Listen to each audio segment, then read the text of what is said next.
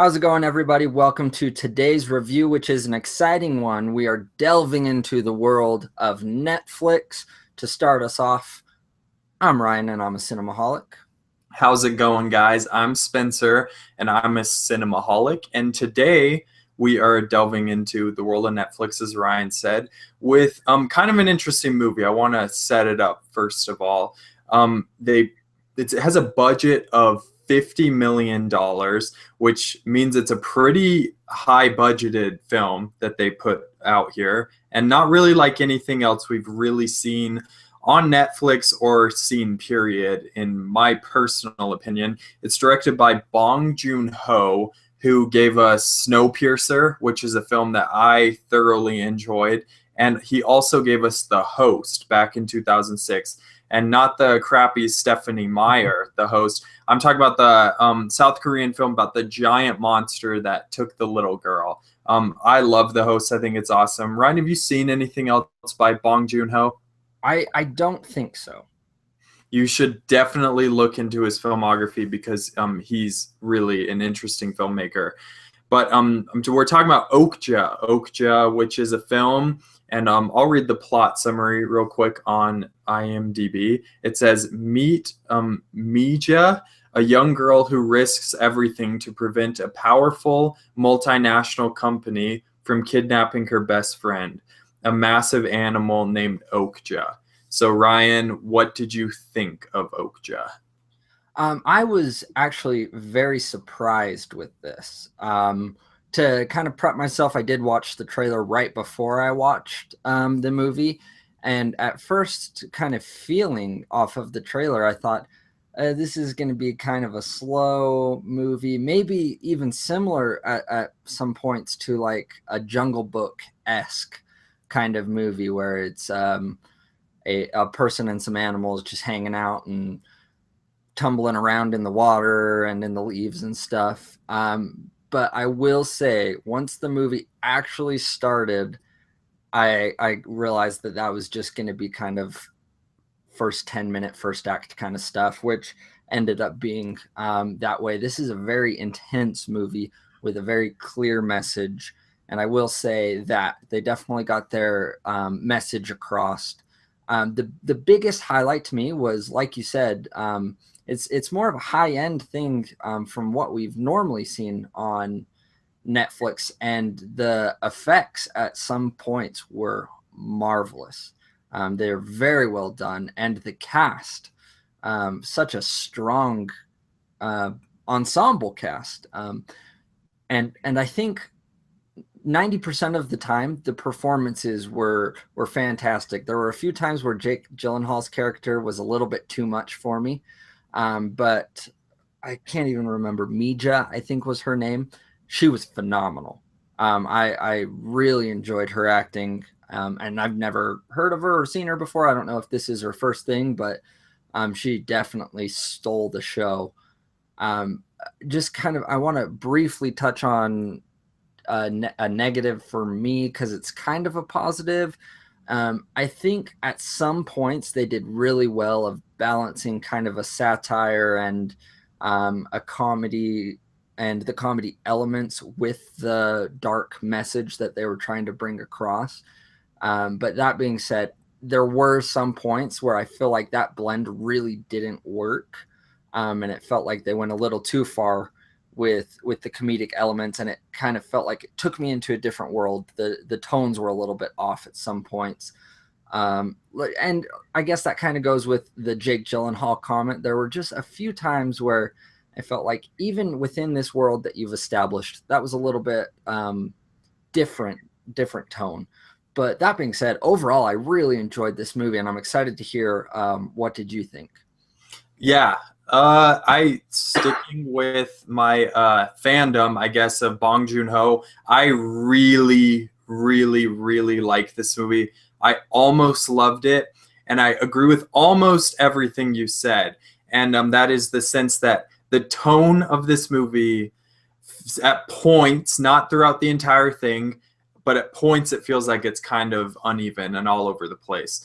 But that being said, the central message, kind of like you were talking about, or like the central friendship between Mija, who is played by, I'm gonna butcher the heck out of her name, but I think it's So Hun Hyun On or something like. I'm sorry that I mispronounced her name. I'm a dumb American, but she was fan flipping tastic in this movie. She blew me away. This is her first movie, and she killed it, knocked it completely out of the park. I totally bought every single second she was on screen, and the fact that she's, you know, with this big giant super pig Okja for a lot of the movie, it really was going off of her performance. And there were some really fun set pieces in this movie that I think were totally phenomenal. The performances in this movie are great.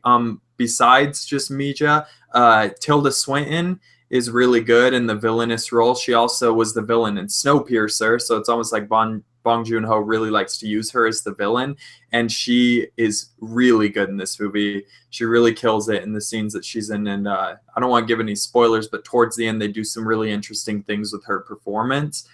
I loved Jake Gyllenhaal in this movie. Loved him. Every single scene he was in, I was enjoying the movie probably 10% more. So I get what you're saying about him almost feeling like he's overacting, but that's a really kind of common thing in some of these Bong Joon-ho movies. There are moments where characters act very cartoonish, and that's something that kind of makes me enjoy the movie even more. And I feel like as far as like Netflix movies goes, I'm really like stoked that they would fund something like this, because this is a movie that I feel like studios would have had a really hard time getting back behind, and I'm really happy that it was able to find an audience. I have two gripes about this movie that drop it down, other than the kind of feeling uneven, that make this movie from being a complete home run for me.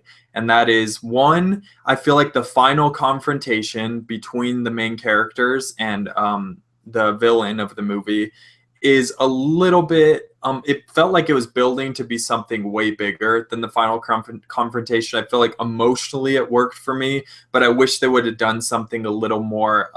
There were kind of scenes that were wacky, like set pieces, that I wish we would have had one of those at the very end, but can't always get what you want. And my biggest complaint about this movie actually is I really feel like this movie should have been made for kids.